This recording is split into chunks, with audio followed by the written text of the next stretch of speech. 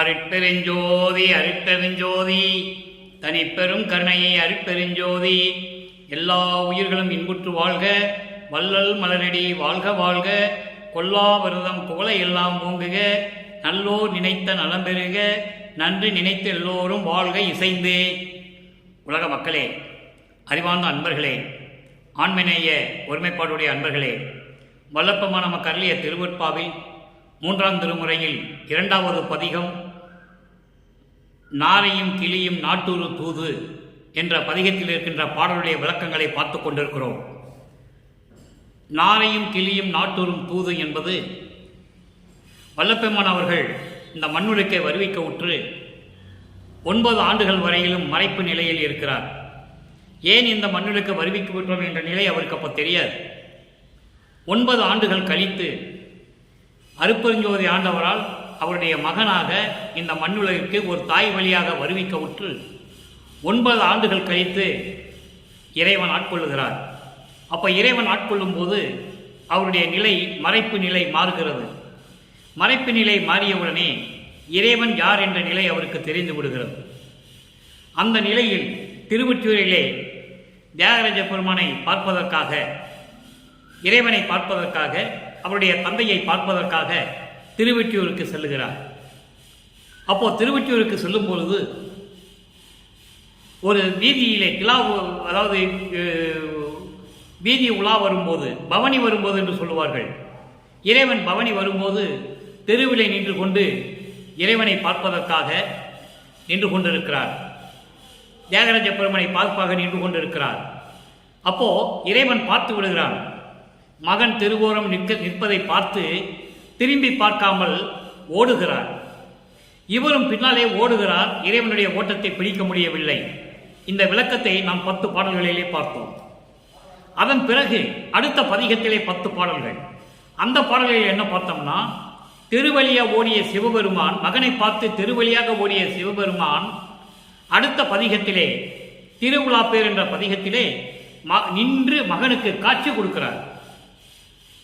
நின்று மகனுக்கு காட்சி கொடுத்த உடனே நமது குழந்தை இறைவனாகிய வல்லப்பெருமானவர்கள் காட்சியை பார்த்து மெய்மறந்து நின்று கொண்டிருக்கிறார். அப்படி மெய்மறந்து நின்று கொண்ட நேரத்தில் மீண்டும் மறைந்து விடுகிறார் இறைவன். ஏனென்றால் எதுவுமே ஏன் அருளை கொடுக்கவில்லை என்றால் இன்னும் காலங்கள் இருக்கிறது. 51 ஆண்டுகள் இருக்கிறது.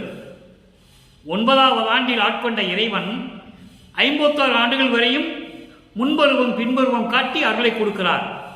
அதான் நேற்று பதிவிலே நான் சொன்னேன். இந்த 51 ஆண்டுகளையும் 8 பகுதிகளாக பிரித்து அருட்பெருஞ்சாண்டவர் தன் மகனுக்கு அருளை கொடுக்கிறார். அதை நேற்று அந்த விளக்கத்தை பார்த்தோம். அப்போ 9வது 2வது 8வது படிவத்தில் நாம் இருக்கிறோம்.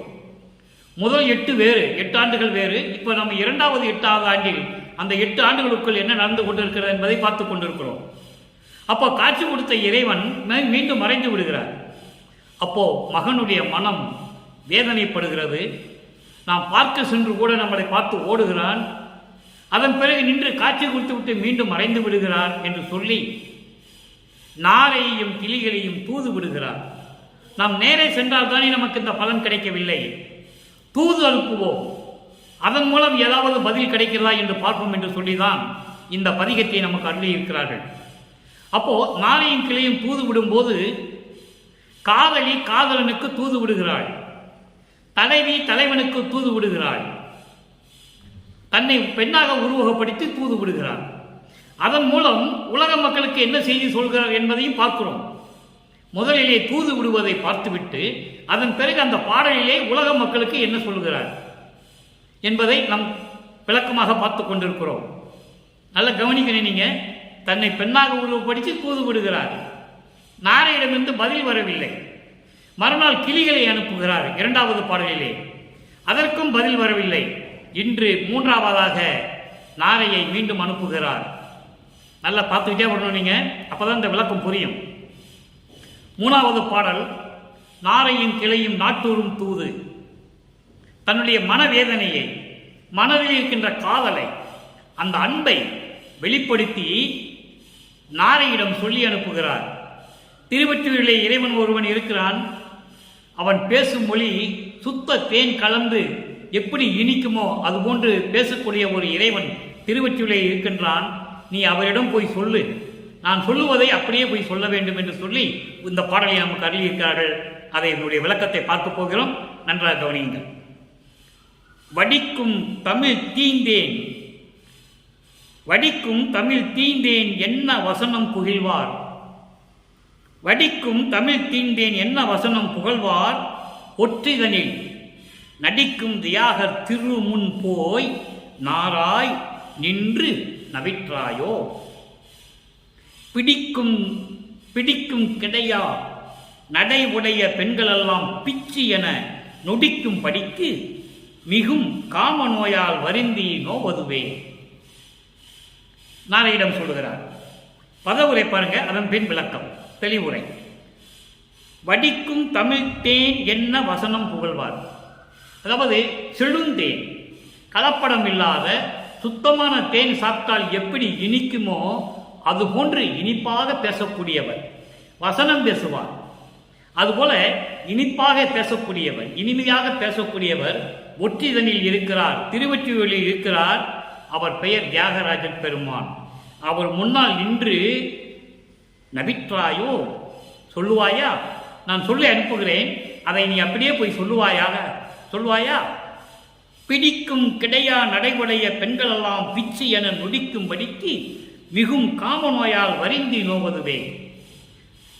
காதலியிடம் சொல்லும்போது காம நோய் என்று சொல்லுகிறார். நல்ல கவனிக்கணும் நீங்க. இதன் விளக்கம் சமரச சுத்த சன்மார்க்க விளக்கம் நான் பின்னால் தரேன். இப்போ உலகியல் விளக்கம்.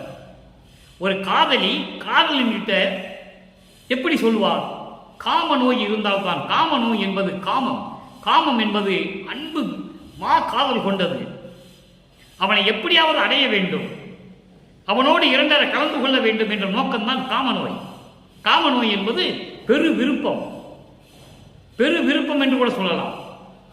அப்போ காதலின் மீது கொண்ட அந்த பெரிய விருப்பத்தினால் நான் இங்கே வந்து கொண்டிருக்கிறேன், இதை பார்த்து அழகிய இடை கொண்ட பெண்கள் எல்லாம் என்னை பைத்தியம் பிடித்தவள் என்று கேலி கிண்டல் செய்கிறார்கள் என்று போய் தியாகராஜ பெருமானிடம் போய் நீ சொல்லுவாயாக என்று சொல்லுகிறார்.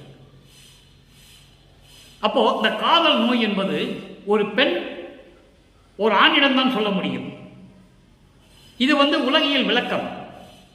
அப்போ இந்த பாடலின் மூலம் உலக மக்களுக்கு என்ன தெரிவிக்கிறார், சமரச சுத்த சன்மார்க்க விளக்கம்.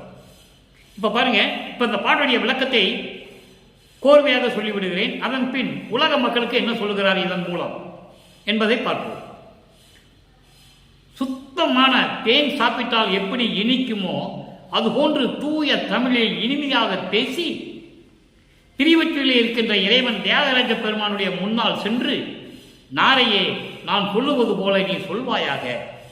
எப்படி என்றால், உன் மீது அளவு கடந்த காதல் கொண்டு காமம் கொண்டு நான் இங்கே துன்பப்பட்டு கொண்டிருக்கிறேன்.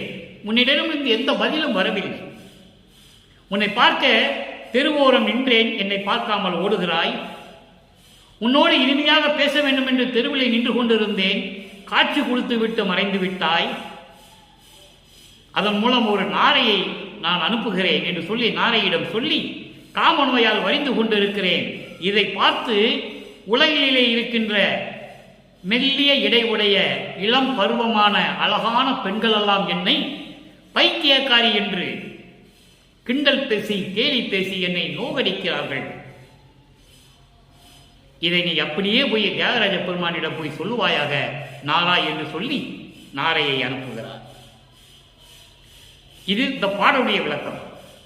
இப்ப பாருங்க, இதனால் உலக மக்களுக்கு என்ன சொல்லுகிறார், அது சுத்த சன்மார்க்க விளக்கம். அதாவது, நான் என்னுடைய மறைப்பை நீக்கிய பிறகு இந்த மண்ணுலகை வருவிக்க உற்று 9 ஆண்டுகள் கழித்து இறைவன் என்னை ஆட்கொண்டு என்னுடைய மறைப்பை நீக்கிய பிறகு, இறைவன் யார் என்று தெரிந்த பிறகு நான் திருவொற்றியூருக்கு செல்லுகிறேன். தெருவிலே நின்று கொண்டிருந்தேன் இறைவனுடைய பவனியை பார்ப்பதற்காக. என்னை பார்த்தவுடன் என்னை திரும்பி பார்க்காமல் இறைவன் தெருவழியாக ஓடுகிறார்.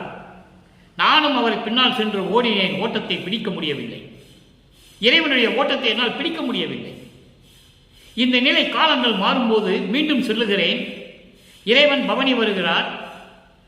என்னை பார்த்தவுடன் காட்சி தருகிறார்.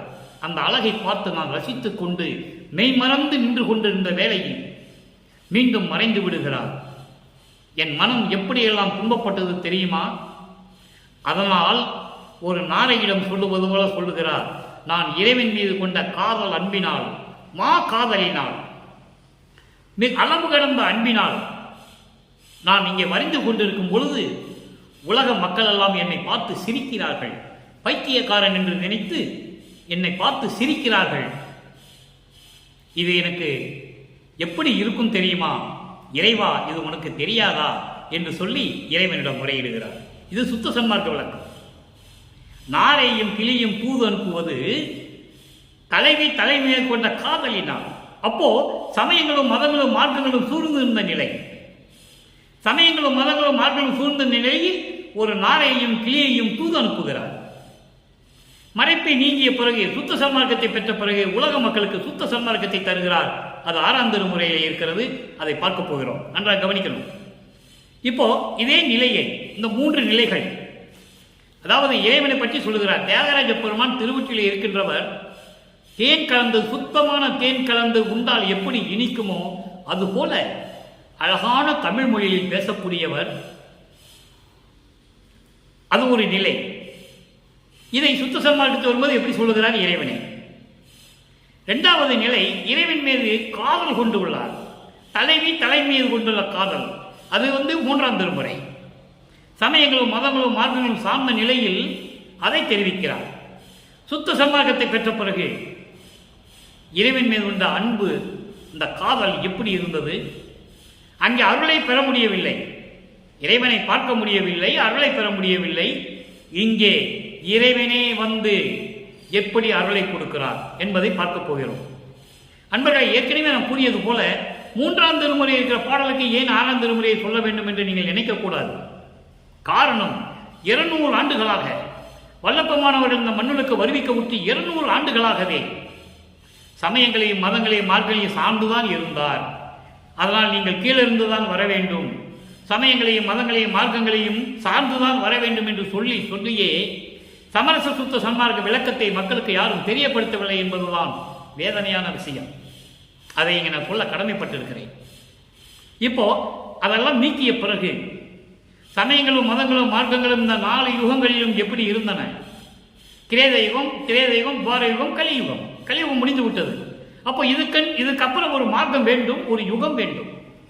இந்த 4 யுகங்களுக்கும் கால அளவு உண்டு. ஒவ்வொரு யுகத்துக்கும் இத்தனை ஆண்டுகள் என்று கால அளவு உண்டு. ஆனால் சமரச சுத்த சன்மார்க்கத்துக்கு கால அளவு இல்லை, இந்த ஒளி யுகத்துக்கு கால அளவு இல்லை என்பதை இங்கே நான் பதிவு செய்ய கடமைப்பட்டிருக்கிறேன். இப்போ 6ஆம் திருமுறை, அங்கே எப்படி இறைவனை பார்ப்பதற்கு தவிக்கிறார், சமயங்களையும் மதங்களையும் மார்க்கங்களையும் எல்லாம் பற்றி கொண்டு எப்படியெல்லாம் இருந்தார். அதன் பிறகு தன் மகனை இதையெல்லாம் அதிலிருந்தெல்லாம் விடுவித்து வந்த பிறகு, சமரச சுத்த சன்மார்க்கத்தை பெற்ற பிறகு மகன் தந்தையிடம் எப்படி வேண்டுகிறார் என்பதை பார்க்க போகிறோம். 6ஆம் திருமுறை பதிகம் 20, பிள்ளை பெருவிண்ணப்பம். தலைப்பே பாருங்க, பிள்ளை பெருவிண்ணப்பம். பிள்ளை யார்? பிள்ளை செல்வப்பிள்ளை, அருட்பெருஞ்சோதி ஆண்டவரின் செல்வப்பிள்ளை. செல்வப்பிள்ளை தான் பின்னால் மக்களால் திரு அருட்பிரகாச வள்ளலார் என்று அழைக்கப்பட்டார். இறைவன் மகனுக்கு வைத்த பெயர் செல்வப்பிள்ளை. ராமையா பிள்ளை அவர்களும் சின்னையாமர்கள் வைத்த பிள்ளை ராமலிங்க பிள்ளை. மக்களால் அழைக்கப்பட்டவர் திரு அருட்பிரகாச வள்ளலார். ஆனால் நிலைத்த பெயர் செல்வப்பிள்ளை. அந்த பிள்ளை பெரு விண்ணப்பம் எப்படி விண்ணப்பம் வைக்கிறாருன்னு பாருங்க. உண்டதோர் எல்லாம், நல்லா கவனிக்கணும், உண்டதோர் எல்லாம் அமுது என இனிக்கும் ஒருவனே சிற்றபை உடையாய் விண்ட பேருலகில் அம்ம அவ்வீதி மேவும் ஓர் அகத்திலே ஒருவர் ஒன்று உயிர் மடிந்தார் அழகுகின்றார் என்று ஒருவரோடு ஒருவர் தாம் பேசி கொண்ட போதெல்லாம், பேசிக்கொண்ட போதெல்லாம் கேட்டு எனது உள்ளம் குலை நடுங்கியது அறிந்திலையோ. இது பாடல். இப்ப இதை விளக்கம் பாருங்க. உண்ட போதெல்லாம் அமுது என இனிக்கும் ஒருவனே. உண்ட போதெல்லாம் என்பது நினைத்த போதெல்லாம். இங்கே உண்ட போதெல்லாம் சொல்லும்போது சாப்பிட்ட போதெல்லாம் நினைக்கூடாது, அது வேறு. இங்கே உண்ட போதெல்லாம், நான் நினைத்த போதெல்லாம் உன்னை நினைத்த போதெல்லாம் என் உள்ளத்தில் அமுது போன்று இனிக்கின்ற ஒருவனே, ஒரே இறைவனே, அருட்பெருஞ்சோதியே, ஆதியும் அந்தமும் இல்லாமல் சுயமாக தோன்றிய இறைவனே. அவன்தான் ஒருவன். எல்லாம் ஒருவன் கிடையாது. ஆதியும் அந்தமில்லாம் தோன்றிய சுயமாக தோன்றிய இறைவன் அருட்பெருஞ்சோதி. அவன்தான் ஒரே கடவுள், ஒரே கடவுள். அதனால்தான் சமரச சன்மார்க்கத்தின் தலை சிறந்த விதிகளிலே முதல் விதியே அதான். அருட்பெருஞ்சோதி தான் கடவுள், ஒரே கடவுள், ஜோதி வடிவான கடவுள் என்று சொல்லுகிறார். உண்ட போதெல்லாம் அமுதனை எரிக்கும் ஒருவனே, சிற்சபை உடையாய், சிற்சபையில் விளங்கிக் கொண்டிருக்கின்ற இறைவனே, விண்ட பேருலகில், பரந்த இந்த பெரிய உலகில், அம்மன்ன ஐயோ, இந்த பரந்த உலகில் ஐயோ, இவ்வீதி மேவும் ஓர் அகத்திலே, இவ்வீதி மேவும் ஓர் அகத்திலே. இவ்வீதி மேவும் அப்படி என்றால் உலகியலிலே சமயங்களிலும் மதங்களிலும் மார்க்கங்களிலும் பற்றுக்கொண்டு அதன் நெறிமுறைகளை பின்படுத்தி அதனால் ஏற்படுகின்ற துன்பங்களையும் துயரங்களை எல்லாம் உள்ளத்திலே சுமந்து கொண்டு ஒருவர் இருந்த ஒருவர் மடிந்தார், உயிர் மடிந்தார், உயிரை விட்டார் என்றும் நல்லா கவனிக்கணும் நீங்க. அம்மா, இந்த பரந்த உலகில் ஐயோ, இந்த சமயங்களிலும் மதங்களிலும் மார்க்கங்களிலும் பற்றுக்கொண்டு அதனால் ஏற்பட்ட துன்பங்களையும் துயரங்களை எல்லாம் சுமந்து கொண்டு உள்ளத்திலே சுமந்து கொண்டு ஓர் அகத்திலே என்று சொல்கிறார். உள்ளத்திலே சுமந்து கொண்டு துன்பப்பட்ட போதெல்லாம் ஒருவர் உயிர் விட்டார் என்று சொல்லுவதும், துன்பப்படுகிறார்கள் என்று சொல்லுவதும், ஒருவருக்கு ஒருவர் இதை பேசிக் கொள்ளுவதும், அதை நான் கேட்ட போதெல்லாம் எனது உள்ளம் குலை நடுங்கியது. ஈரக்குலை நடுங்கிருச்சுன்னு சொல்லுவாங்க உலகியலிலே. அப்பா, என் ஈரக்குலை நடுங்கிருச்சுப்பா அப்படிமாங்க. அப்படி குலை நடுங்கியது நீ அறிந்திலேயோ என்று சொல்லி இந்த பாடலை விளக்கணும் அறிந்திருக்கிறார்கள். அப்ப அங்கு சுத்த சன்மார்க்கம் விளங்கிவிட்டது. இப்படியெல்லாம் இருந்தவர்கள், இப்படியெல்லாம் உள்ளத்திலே ஏற்றுக்கொண்டு வாழ்ந்தவர்கள் எல்லாம் இறந்து போனார்கள் என்றும் துன்பப்படுகிறார்கள் என்றும் ஒருத்தருக்கு ஒருவர் பேசிக்கொண்டது நான் கேட்டபோது என் உள்ளம் குலை நடுங்கியது நீ அறிந்திலேயோ என்று சொல்லுகிறார். அடுத்த நிலைக்கு ஒரு விளக்கம். சரி, இப்போ சுத்த சன்மார்க்கத்தை பெற்ற பிறகு இந்த வாதனை கழிவு என்பது ஏற்கனவே விளக்கம் கொடுத்திருக்கிறேன். துன்பங்களையும் துயரங்களையும் மாயைகளையும் மயக்கங்களையும் எல்லாம் எப்படி நீக்குவார் இறைவன், எப்படி நீக்கினார் என்பதை சொல்லுகிறார். அங்கே 3வது பாடல். முதலிலே பெருவிண்ணப்பம் கூறியது 13வது பாடல். மொத்தம் பெருவிண்ணப்பம், பிள்ளை பெருவிண்ணப்பம் 133 பாடல்களை கொண்டது. இந்த 133 பாடல்களை 10 பாடல்களாக பிரித்து நமக்கு விளக்கம் அளித்திருக்கிறார்கள் நமது இறைவன் வல்லப்பமானவர்கள். 3ஆம் திருமுறையில் இருக்கின்ற பதியங்களுக்கு 10 பாடல்களுக்கு தொடர்ச்சியாக பிள்ளை பெருவிண்ணப்பத்தில் விளக்கம். முதலிலே நம்ம 10 பாடலை பார்த்து விட்டோம். அடுத்து இப்போ நாரையும் கிளியும் நாட்டு தூர 10 பாடலுக்கு 14வது பாடலிலிருந்து ஆரம்பிக்கும். அடுத்த பதியம் வரும்போது 20 பாடல் முடிந்தவுடனே 21வது பாடலிலிருந்து விளக்கம் ஆரம்பிக்கும். அவ்வளவுதான். இப்போ இந்த வாதனை கழிவிலை 3வது பாடல். கருணை கருத்து மலர்ந்து எனது கலக்கம் அனைத்தும் தவிர்த்தே இத்தருணத்து அருளாவிடில் அடியேன் தரியேன் தளர்வேன். தளர்வதுதான் அருண சுடருக்கு நின் அருளுக்கு அழகோ, நின் அருளுக்கு அழகோ. அழகென்று இருப்பாயானால் அழகென்று இருப்பாயேல் திருநல் பதம் சேர் அன்பரெல்லாம் சிரிப்பார், நானும் திகைத்தேனே. இது பாடல். இப்ப பாருங்க, இந்த பாடலுடைய விளக்கம் பாருங்க. கருணை கருத்து மலர்ந்து, உள்ளத்திலே கருணையோடு விளங்கும்படியான விளக்கத்தை கொடுத்து, எப்படி சொல்ற பாருங்க, கருணை கருத்து மலர்ந்து என் உள்ளத்திலே கருணை என்னும் விளக்கத்தை கொடுத்து. கருணை என்றால் என்ன, தயவு என்றால் என்ன, இரக்கம் என்றால் என்ன என்ற விளக்கத்தை எல்லாம் எனக்கு கொடுத்து, எனது கலக்கம் அனைத்தும் தவிர்த்து, எனது கலக்கம் என்பது துன்பங்கள் துயரங்கள் எல்லாவற்றையும் தவிர்த்து, இந்த சமயங்களும் மதங்களும் மார்க்கங்களும் சேர்ந்த காலகட்டங்களில் இருக்கின்ற கலக்கத்தை எல்லாம் எனக்கு தவிர்த்து, அதான் சுத்த சன்மார்க்க விளக்கம். எல்லா கலக்கத்தையும் தவிர்த்து எல்லாவற்றையும் விட்டு, இத்தருணத்தில் நீ அருளை கொடுக்காவிட்டால், இத்தருண அருளாவிடில், இந்த தருணத்தில் இந்த நேரத்தில் உன்னாலே மண்ணுலக்கு வருவிக்க விட்டு என்ன பலன் கண்டேன்? நான் எப்படியெல்லாம் துன்பப்பட்டேன், துயரப்பட்டேன். சமயங்களையும் மதங்களையும் மார்க்கங்களையும் சார வைத்து எப்படியெல்லாம் துன்பப்படுத்தினாய். நான் எப்படியெல்லாம் துன்பப்பட்டேன் தெரியுமா? ஆக அந்த கலக்கத்தை எல்லாம் எனக்கு தவிர்த்து இந்த நேரத்தில் நீ அருளாவிட்டால் அடியேன் தரியேன், என்னால் சகித்துக் கொள்ள முடியாது, பொறுத்து கொள்ள முடியாது. எத்தனை ஆண்டுகள் நான் பொறுத்துக் கொள்வது? ஒரு தாயின் வழியாக என்னை வருவிக்க விட்டு இந்த மண்ணுலகளை நடமாட வைத்து எவ்வளவு துன்பங்களை அனுபவிக்க வைத்து துயரங்களையும் அனுபவித்து என் மானமெல்லாம் போக வழிவிடுத்து, மானம் போன வழியெல்லாம் விடுத்தேன் என்று சொல்லுவார் ஞானசரியிலே. அற்புதமாக இருக்கும். அவருக்கு எப்படி மானம் போச்சு? அப்பனால போச்சு. மண்ணுலக்கு வருவிக்க போய் தான் இவ்வளவு செயல்கள் நடக்குது. முதல்ல திருநூறு பூசுன்றாரு, அப்புறம் பூச வேண்டான்றாரு. மக்கள் எப்படி ஏற்றுக்கொள்வான்? உன்னால எனக்கு மானம் போச்சுன்றாரு. உருவ வழிபாடு செய்ய சொன்னேன், செஞ்ச, இப்ப வேண்டாம்னு சொல்ற, மக்கள் ஏற்றுக்க மாட்டேன்றான், எனக்கு மானம் போச்சுன்றாரு. அப்படியெல்லாம் இருந்த என்னை அந்த கலக்கமெல்லாம் தவிர்த்து இந்த நேரத்தில் நீ அருளாவிட்டால் அடியே உன் மகனாகிய நான் பொறுத்து கொள்ள மாட்டேன், சகித்துக் கொள்ள மாட்டேன், தளர்ந்து போவேன், நொந்து போவேன். எப்படியெல்லாம் நான் தாங்குவது? நான் என்ன செய்வது? இந்த சிறியனை இப்படியெல்லாம் வாட்டி வதைக்கிறாயே, இது நியாயமா?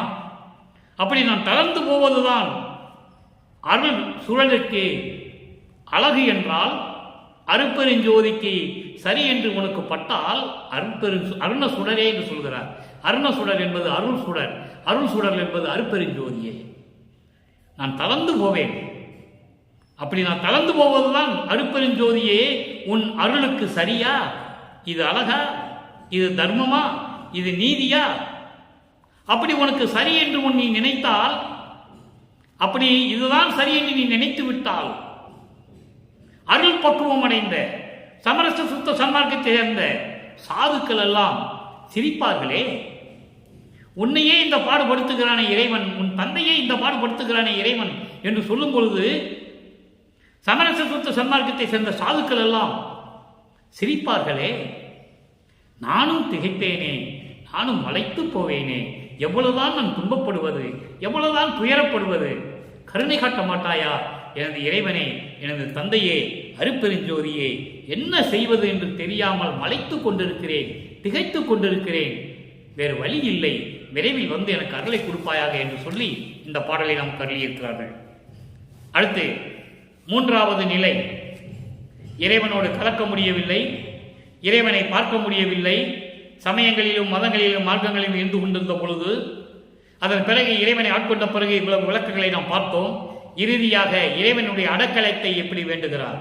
இறைவனிடம் நான் வந்து அடைக்கலமாக வேண்டும், அதாவது அபயம் வேண்டுதல் என்ற பதியத்திலே கூறுகிறார். மூணாவது பாடல் நல்லா பாருங்க. கருணாநிதியே அபயம் அபயம், கனகா கரணே அபயம் அபயம், அருண் ஆடகனே அருண் ஆடகனே அபயம் அபயம், அழகா அமலா அபயம் அபயம், தருணாதவனே அபயம் அபயம், தனி நாயகனே அபயம் அபயம், தெரு ஆடு உருவாய் அபயம் அபயம், தெருநாடு உருவாய் அபயம் அபயம். தெருண் என்பது தெருள், அருண் என்பது அருள். அப்படி படிக்கணும். அதை இல்லு வந்து மருவி இருக்கு, இன்னாக மருவி இருக்கு, வேற ஒன்றும் இல்லை.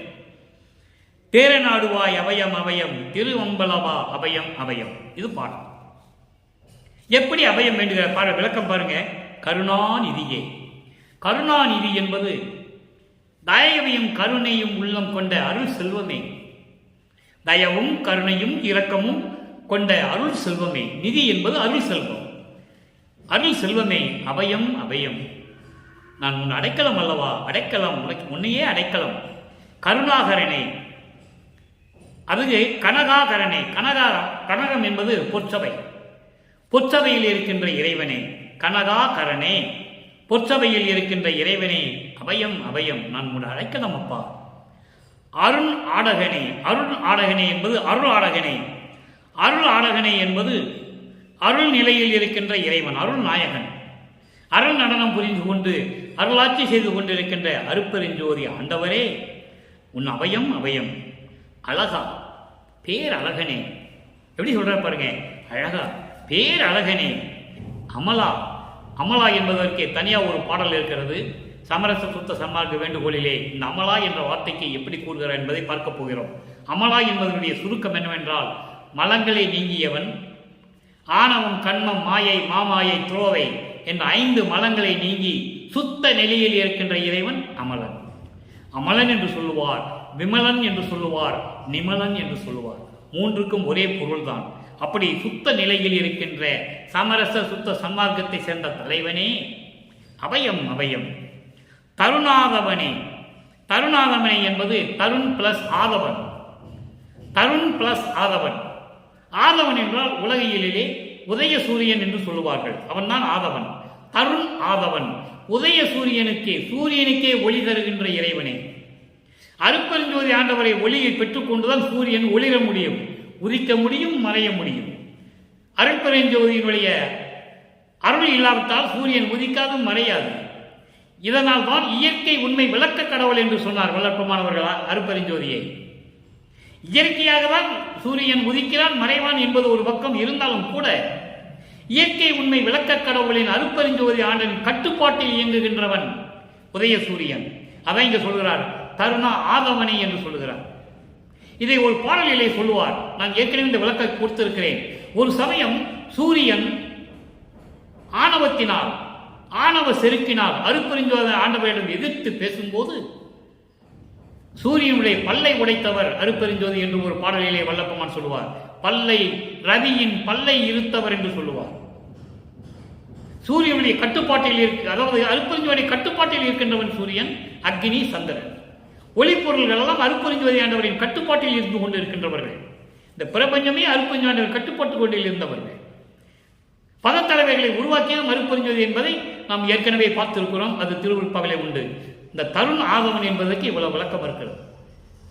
உதய சூரியனுக்கே ஒளி குடிக்கக்கூடிய இறைவன் தருண ஆதவனே, முதல் கடவுளே, அருட்பெருஞ்சோதியே, அபயம் அபயம், தனி நாயகனே. இங்க பாருங்க, நாயகன் என்று சொல்லியிருக்கலாமே, ஏன் தனி நாயகன் என்று சொல்லுகிறார்? நல்லா புரிஞ்சுக்கணும் நீங்க. தனி நாயகன் என்பது யாருடனும் ஒப்பிட முடியாத அளவுக்கு இருக்கின்ற நாயகமாக திகழ்கின்ற, முதன்மையாக திகழ்கின்ற இறைவன். ஆதியை மந்தமெல்லாம் தோன்றிய அருட்பெருஞ்சோதி ஆண்டவனே, அபயம் அபயம். தெருநாடு உருவாய், அபயம் அபயம். தெருள் ஆடு உருவாய். தெருள் பிளஸ் ஆடு பிளஸ் உருவாய். தெருள் ஆடு உருவாய். அதாவது அருள் பக்குவத்தோடு விளங்கி கொண்டிருக்கின்ற, அருள் பக்குவம் என்பது மெஞ்ஞான அறிவோடு விளங்கி கொண்டிருக்கின்ற, மெஞ்ஞானத்துக்கும் ஞானத்துக்கும் ஏற்கனவே நான் நிறைய விளக்கங்கள் கொடுத்திருக்கிறேன். ஞானம் வேறு, மெஞ்ஞானம் வேறு, சிவம் வேறு, மெய் சிவம் வேறு, இப்படி நிறைய விளக்கங்கள் இருக்கின்றன. நமக்கு நேரப்பட்டவரை சுருக்கமாக சொல்லுகிறேன். தெருள் ஆடு உருவாய் என்பது மெஞ்ஞானத்தோடு விளங்கி கொண்டிருக்கின்ற, அருள் பக்குவத்தோடு விளங்கி கொண்டிருக்கின்ற, அந்த விளக்கத்தோடு, மெஞ்ஞான அறிவு விளக்கத்தோடு விளங்கி கொண்டிருக்கின்ற இறைவனே, அருட்பெருஞ்சோதியே, அபயம் அபயம். திருவம்பலவா, திருச்சிற்றம்பலவா. பொற்சபையும் சிற்றபையும் கொண்ட திருச்சிற்றம்பலத்திலே விளங்கி கொண்டிருக்கின்ற, திருச்சிற்றம்பலம் என்பது 2 அம்பலத்தை கொண்டது, பொன்னம்பலம், சிற்றம்பலம். பொன்னம்பலமும் சிற்றம்பலமும் சேர்ந்துதான் திருச்சிற்றம்பலம். அப்படி நிலையில் இருக்கின்ற இறைவனே, நான் உனக்கு அடைக்கலம் அடைக்கலம் என்று சொல்லுகிறார். இப்ப பாருங்க, இதிலே அமலா என்று சொல்லுகிறார். அப்போ இங்கு ஒரு பாடலுக்கு சமரச சுத்த சன்மார்க்கத்தை பெற்ற பிறகு இறைவனை அமலா என்று சொல்லுகிறார். அங்கே தியாகராஜ பெருமான் என்று சொல்லுவார். இன்று நாம் பார்த்த 3ஆம் திருமுறையிலே நாட்டுறும் தூது, நாரையும் கிளியும் நாட்டுறும் தூது பாடலிலே தியாகராஜ பெருமான் என்று சொல்லுவார். 3ஆம் திருமுறை, 2ஆம் திருமுறை எல்லாமே சொல்லுவார். முல்லைவாயிலே, திருமுல்லைவாயில் இருக்கின்ற இறைவனை மாசிலாமணி என்று சொல்லுவார். சிதம்பரத்திலே இருக்கின்றவனை நடராஜன் என்று சொல்லுவார். திருவள்ளி தாயத்தில் இருக்கின்றவனை பிச்சாண்டி என்று சொல்லுவார். கோமணம் கட்டிய பிச்சாண்டி என்று சொல்லுவார். அப்படி பல நிலைகளிலே சொல்லுவார். சமயங்களையும் மதங்களையும் மார்க்கங்களையும் இருந்த நிலையில் அப்படியெல்லாம் சொல்லியிருக்கிறார். உண்மைதான். சமரச சுத்த சன்மார்க்கத்தை பெற்ற பிறகு இறைவனை அமலா என்று சொல்லுகிறார். அமலா என்பது மலங்களை நீங்கிய இறைவன். இப்ப சமரச சுத்த சன்மார்க்க வேண்டுகோள் என்ற பாடலிலே கடைசி பாடல், அமலா நான் வேண்டுதல் கேட்டு அருள் புரிதல் வேண்டும், ஆடி நிற்கும் சேவடியை பாடி நிற்க வேண்டும், யமன் ஆதி தடையென்றும் எய்தாமை வேண்டும், எல்லாம் செய்வல்ல திரள் சித்தை என கழிக்க வேண்டும், கமை ஆதி உடைய உயிர்கள் எல்லாம் சன்மார்க்கம் காதலித்தே திருப்பொதுவை கழித்து ஏத்தல் வேண்டும். விமல் ஆதி உடைய திருவடிவில் விமல் ஆதி உடைய திருவடிவில் யானும் விமலா நீயும் கலந்தே விளங்குதல் வேண்டுவனே. இது பாடல். சமரச சுத்த சன்மார்க்க வேண்டுகோள் 6ஆம் திருமுறை பதிகம் 21 கடைசி பாடல் 11வது பாடல். இந்த விளக்கம் தந்துதான் ஆக வேண்டும். இதுதான் முடிவான நிலை. சமயங்களையும் மதங்களையும் மார்க்கங்களையும் சார்ந்திருந்த போது, தான் யார் என்ற நிலை தெரியாமல் இருந்தபோது, நமது குழந்தை இறைவன் வல்லப்பமானவர்கள் எப்படி இருந்தார்? அதாவது அருட்பெருஞ்சோதி ஆண்டவரின் செல்வப்பிள்ளை. அருட்பெருஞ்சாண்டவரின் செல்வப்பிள்ளை எப்படி இருந்தார்? அதன் பிறகு சமரச சுத்த சன்மார்க்கத்தை பெற்ற பிறகு முடிவான நிலையும் சொல்ல வேண்டும். அப்படி சொன்னால்தான் வல்லப்பமானுடைய இறைநிலை மக்களுக்கு புரியும். ஏனால் 200 ஆண்டுகள் காலமாகவே வல்லப்பமான இறைநிலையில் இருக்கிறார். அவர்தான் அருட்பெருஞ்சோதி என்ற நிலையை யாருமே மக்களுக்கு சொல்லவில்லை என்பதுதான் வேதனையான விஷயம். படிப்படியாக உலக மக்களுக்கு தெரிவிக்கிறார். ஏனென்றால் 4 யுகங்களிலுமே இருந்த பழக்க வழக்கங்கள் மக்கள் மனதில் இரத்தத்தில் ஊறிவிட்டது. அதை நீக்க வேண்டும். அதை நீக்க வேண்டும் என்றால் மக்களோடு மக்களாக இருந்துதான், தோன்றும் துணையாக இருந்துதான் இதை செயலாற்ற வேண்டும் என்ற காரணத்தினால்தான் தனது மகனை, அன்பு மகனை, தன்னுடைய செல்வ பிள்ளையை ஒரு தாயின் வழியாக இந்த மண்ணிலுக்கு வருவிக்க செய்தார் அருட்பெருஞ்சோதி ஆண்டவர் என்பதுதான் சத்தியமான உண்மை. அப்போ அந்த நிலையில் இருந்து கொண்டே இறுதியான பாடலை சொல்லுகிறார். அமலா நான் வேண்டுதல் கேட்டு அருள்புரிதல் வேண்டும். மலங்களை எல்லாம் நீக்கிய சமரச சுத்த சன்மார்க்க தலைவனே, அருட்பெருஞ்சோதியே, நான் வேண்டுதல் கேட்டு நீ அருள் புரிதல் வேண்டும். ஆடி நிற்கும் சேவடியை பாடி நிற்க வேண்டும். நான் ஏற்கனவே ஆடி நிற்கும் சேவடிக்கு பல தடவை விளக்கம் கொடுத்திருக்கிறேன். ஆடி நிற்கும் சேவடி என்பது இறைவன் இடது காலை ஊன்றி வலது காலை தூக்கி நடனம் ஆடுவது. நீங்க நடராஜ சிலைகள்லாம் பார்த்தீங்கன்னா வலது காலை ஊனி இடது காலை தான் தூக்கி இருப்பார். இது உலக மக்களுக்காக இறைவன் நடனமாடி காட்டியது என்று கூட நீங்கள் எடுத்துக்கொள்ளலாம், தவறில்லை. ஆனால் தன் மகனுக்கு வலது காலை ஊன்றி இடது காலை தூக்கி நடனமாடி காட்டியவர். அதுதான் ஆடி நிற்கும் சேவடி. ஆடி நிற்கும் சேவடியை கண்டவன் தான் மரணமில்லா பெருவாழ்வில் இருக்க முடியும். ஆடும் சேவடிக்க ஆளானேன் மாளாத யாக்கை பெற்றேன் என்று சொல்லுவார். மாளாத யாக்கை என்பது மரணமில்லா பெருவாழ்வு, அழியாத உடம்பு என்று சொல்லுவார். அப்போ அமலா நான் வேண்டுதல் கேட்டு அருள் புரிதல் வேண்டும். ஆடி நிற்கும் சேவடியை பாடி நிற்க வேண்டும். யமன் ஆதி தடை என்னும் எய்தாமை வேண்டும். யமன் ஆதி, யமன் முதல். யமன் ஆதி என்பது முதல், யமன் ஆதி என்பது மரணம் முதல். மரணம் முதல் தடை எய்தாமை வேண்டும், என்றும் எய்தாமை வேண்டும். என்ன தடை? மரணம் முதல் தடை என்றும் எய்தாமை வேண்டும். என்ன தடை? சமரச சுத்த சன்மார்க்கத்தின் முக்கிய தடைகள் சமயங்கள், மதங்கள், மார்க்கங்கள் என்று சொல்லுவார். விண்ணப்பத்திலே சொல்லுவார். சுத்த சன்மார்க்க விண்ணப்பத்திலே சொல்லுவார். அந்த தடைதான் மரணம் முதல் சமயங்களும் மதங்களும் மார்க்கங்களும் என்ற தடை என்றும் என்னை அடையாமல் இருக்க வேண்டும். எந்த காலத்திலும் எந்த இடத்திலும் எவ்வளவும் என்னை அடையாமல் இருக்க வேண்டும். எல்லாம் செய்வல்ல திறன் எனக்கு அளித்தல் வேண்டும். இந்த பிரபஞ்சத்தை இயக்கக்கூடிய அத்தனை அருள் வல்லமைகளை எனக்கு நீ கொடுக்க வேண்டும். கமை ஆதி அடைந்து உயிர்கள் எல்லாம் சன்மார்க்கம் கழித்து. கமை ஆதி, கமை ஆதி என்பது, கமை என்பது பொறுமை, அடக்கம், நிதானம். எப்படி வேணாலும் சொல்லலாம். பொறுமை, அடக்கம், நிதானம், ஆண்மைநேய உணர்வு, இரக்க குணம், இவை முதல் எல்லாருக்குமே எல்லாமே உயிர்கள் பெற்றுக்கொண்டு கமை ஆதி அடைந்து இவற்றெல்லாம் உயிர்கள் பெற்றுக்கொண்டு எல்லாம் சன்மார்க்கம் காதலித்து சன்மார்க்கத்தை ஏற்றுக்கொண்டு எல்லா உயிர்களும் பொறுமையாகவும் நிதானத்தோடும் அடக்கத்தோடும் இருந்து கொண்டு சுத்த சன்மார்க்கத்தை காதலித்து அன்போடு பெற்றுக்கொண்டு விருப்பத்தோடு பெற்றுக்கொண்டு வேண்டா வெறுப்பாக இல்லாமல் மனம் முழுமையாக மன உறுதியோடு எந்த விதமான பயம் இல்லாமல். அதனால்தான் ஜீவகாருண்ய ஒழுக்கத்திலே பயத்தை கடைசியில் சொன்னார் வளர்ப்பமான். பயம் என்பது மரண பயம் அல்ல. சமயங்களையும் மதங்களையும் மார்க்கங்களையும் விட்டு விட்டு வந்தால் அந்த அதிகார தலைவர்களும் ஏதாவது செய்து விடுவார்களோ என்ற பயம் இருக்கக்கூடாது. அது சுத்த சன்மார்க்க ஜீவகானிய ஒழுக்கத்தின் முக்கியமான பகுதி. அந்த பயங்களை எல்லாம் நீக்கிவிட்டு சன்மார்க்கத்தை காதலித்து திருப்பொதுவை கழித்து ஏற்றல் வேண்டும். திருப்பொது என்பது வடலூர் சத்தியஞான சபை. சத்தியஞான சபையிலே வந்து மகிழ்வோடு வணங்க வேண்டும். எல்லா உயிர்களும் வர வேண்டும் என்று சொல்லுகிறார். அப்போ சமயங்களையும் மதங்களையும் மார்க்கங்களையும் விட்டு விட்டு வர வேண்டும் என்று சொல்லுகிறார். அந்த தடைகள் எல்லாம் விட்டு விட்டு வர வேண்டும். எந்த குறியீடுகளும் இருக்கக்கூடாது. அப்படி வந்து சத்தியஞான சபையிலே இருந்து கொண்டு மகிழ்வோடு வணங்க வேண்டும். விமல் ஆதி உடைய திருவடிவில் விமல் ஆதி அப்படி பிரித்து படிக்கணும். அப்பதான் அர்த்தம் புரியும். விமலாதின்னு படிக்கக்கூடாது. விமல் ஆதி, விமல் ஆதி உடைய ஒரு திருவடிவில்.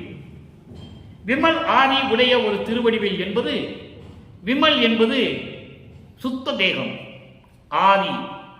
அப்போ சுத்த தேகம் முதல், சுத்த தேகம், புரமண தேகம், ஞான தேகம். ஞான தேகம் என்பது அருள் தேகம், அதான் திருவடிவில் என்று சொல்லுகிறார். இன்று 3 தேகங்களிலும், சுத்த தேகம், புரமண தேகம், ஞான தேகம், இந்த 3 தேகங்களிலும் நீயும் நானும் ஒன்றாக கலந்து இருத்தல் வேண்டும், கலந்தே விளங்குதல் வேண்டும். எவ்வளவு அருமையா சொல்றார் பாருங்க. விமல் ஆதி உடைய ஒரு திருவடிவில் யானும் விமலா. விமலா என்றால் சுத்த சன்மார்க்கத்தை சேர்ந்த மலங்கள் நீங்கிய 3 தேகங்களை உடைய சுத்த தேகம், பிரமண தேகம், ஞான தேகமுடைய இறைவனே, அதே தேகத்தோடு நீயும் நானும் கலந்து ஒன்றாய் விளங்குதல் வேண்டும், ஒன்றாய் இருக்க வேண்டும் என்று சொல்லி இந்த விளக்கத்தை நமக்கு இறைவன் அருளி இருக்கிறார்கள். எனவே அன்பர்களே, இன்று நாம் பார்த்த 3ஆம் திருமுறையிலே நாரையும் கிளியும் நாட்டுரு தூது என்ற பாடலிலே பார்த்த 3வது பாடலுக்கு இவ்வளவு விளக்கங்கள் இருக்கின்றன என்பதை நான் தெளிவாக கூறிக்கொள்ள கடமைப்பட்டிருக்கிறேன். 3வது திருமுறை பாடலுக்கு மட்டும் கூறுவது நமது நோக்கமல்ல. நான் ஏற்கனவே இந்த கருத்தை பதிவு செய்திருக்கிறேன். 3ஆம் திருமுறையில் இருந்த நிலை என்ன?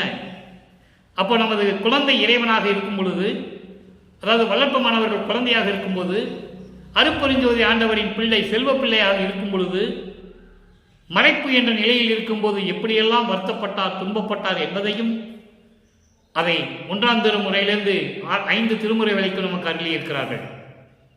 நிலைகள் மாற மாற மாற இறைவனும் மகனுக்கு அருளை கொடுத்து சமரச சுத்த தன்மார்க்கு கொடுத்த பிறகு தன்னுடைய செல்வ பிள்ளை எப்படி அருட்பெருஞ்சோதி ஆனார், எப்படி அருட்பெருஞ்சோதி ஆண்டவர் ஆனார். அதனால்தான் அருட்பெருஞ்சோதி ஆண்டவரே வந்து தான் பிரிந்த மகனோடு மீண்டும் கலந்து கொள்ளுகிறார். இதெல்லாம் நடந்தது சித்தி வளாகத்திலே. அதான் இறுதியான முடிவு, ஆண்டவரான முடிவு என்பதை நீங்கள் புரிந்து கொள்ள வேண்டும் நண்பர்களே. அதற்கால்தான் ஒவ்வொரு திருமுறையிலும் இருக்கிற பாடல்களுக்கு முடிவான விளக்கங்கள் 6ஆம் திருமுறையில் இருக்கிறது. அதை தான் நாம் பார்த்து கொண்டிருக்கிறோம். நீங்கள் நம்முடைய பதிவை பார்த்தீர்கள் என்றால் அது புரியும். 1ஆம் திருமுறையிலிருந்து 4ஆம் திருமுறை பாடலுக்கெல்லாம் விளக்கம் 6ஆம் திருமுறையில் இருக்கும். அது முடிவான முடிவு. அதை மக்களிடம் சொன்னால்தான் சமயங்களும் மதங்களும் மார்க்கங்களும் இல்லாத ஒரு தனி மார்க்கம், சமரச சுத்த சன்மார்க்கம் என்ற நிலை மக்களுக்கு புரியும். சமரச சுத்த சன்மார்க்கம் என்பது ஒரு தனி மார்க்கம், சமயங்களையும் மதங்களையும் மார்க்கங்களையும் சார்ந்ததே அல்ல. அதையெல்லாம் நீக்க வேண்டும் என்பதற்காகத்தான் நமது இறைவன் குழந்தையாக மண்ணுலக வருவிக்க உற்று மக்களோடு மக்களாக தோன்றும் துணையாக இருந்து இதெல்லாம் நமக்கு அறிவிக்கிறார்கள் என்பதை முடிவாக சொல்லி விடைபெறலாம் என்று நான் நினைக்கிறேன். எனவே அன்பர்களே, நீங்களும் அப்படிப்பட்ட இறைவனை, அருட்பெருஞ்சோதி ஆண்டவரை, அருட்பெருஞ்சோதி ஆண்டவர் என்று சொன்னாலே வள்ளல் பெருமான் தான், அவருடைய செல்வ பிள்ளை தானே. 2 பேரும் ஒன்றாகி விட்டார்கள். அதனால் தான் என்னை தனியாக வணங்க தேவையில்லை, இறைவன் ஒருவன் தான், இயற்கை உண்மை விளக்க கடவுள் அருட்பெருஞ்சோதி தான் இறைவன், நீங்கள் அவனே வழிபட்டால் போதும். மகாமந்திரம் எனக்கு இறைவன் கொடுத்திருக்கிறார், அந்த மகாமந்திரத்தை நீங்கள் சொன்னாலே, அதாவது தந்தையும் மகனும் சேர்ந்திருந்த எங்களுக்கு போதும். அருட்பெருஞ்சோதி அருட்பெருஞ்சோதி தனிப்பெருங்கருணை அருட்பெருஞ்சோதி என்ற மகாமந்திரத்தை உச்சரித்து சைவ நிலையில் இருந்து கொண்டு கொலையும் புலையும் தவிர்த்து, அதாவது உயிர்களை கொலை செய்வது, உயிர்களை துன்புறுத்துவது அந்த நிலையை மாற்ற வேண்டும். புலை என்பது மாமிச உணவுகளை எடுத்துக்கொள்ளாமல் இருக்க வேண்டும். இந்த 2 நிலைகளையும் தவிர்த்து விட்டாலே நீங்கள் இறைவனுக்கு பிள்ளைகளாகி விடுகிறீர்கள். அகை இனத்தார் என்று சொல்லுவார். புலையும் கொலையும் தவிர்க்காதவர்களை புலை இனத்தார் என்று சொல்லுவார். நான் உன்னை படைத்து விட்டேன் உண்மைதான், இருந்தாலும் நீ புற இனத்தார், நீ என்னுடைய குழந்தை அல்ல. என்று நீ இதை விட்டுவிட்டு வருகிறாயோ அன்றை நான் உன்னை குழந்தையாக ஏற்றுக்கொள்கிறேன். உனக்கு பரிபாகம் உண்டுமே தவிர பூரண அருள் கிடைக்காது என்பதை வளர்ப்பமானவர்கள் தெளிவாக கூறியிருக்கிறார்கள். எனவே மக்களை அந்த நிலையில் இருந்து கொண்டு, சைவ நிலையில் இருந்து கொண்டு, மண்ணகல் விளக்கிலே தீபமேற்றி அருட்பெருஞ்சோதி அருட்பெருஞ்சோதி தனிப்பெருங்கனை அருட்பெருஞ்சோதி மகாமந்திரத்தை உச்சரித்து இந்த வையகத்திலே நீங்கள் வாழ்வாங்கு வாழ வேண்டும். இறைவனுடைய செல்வங்களை எல்லாம் பெற்று, அருளையும் பெற்று, நோயற்ற வாழ்வையும் பெற்று வாழ்வாங்கு வாழ இறைவனோட தயவோடையும் கருணையோடையும் கூறி இந்த வள்ளலார் மொழியன் விடைபெறுகிறேன். மீண்டும் நாளை சந்திப்போம். நன்றி, வணக்கம். அருட்பெருஞ்சோதி அருட்பெருஞ்சோதி தனிப்பெரும் கருணை அருட்பெருஞ்சோதி.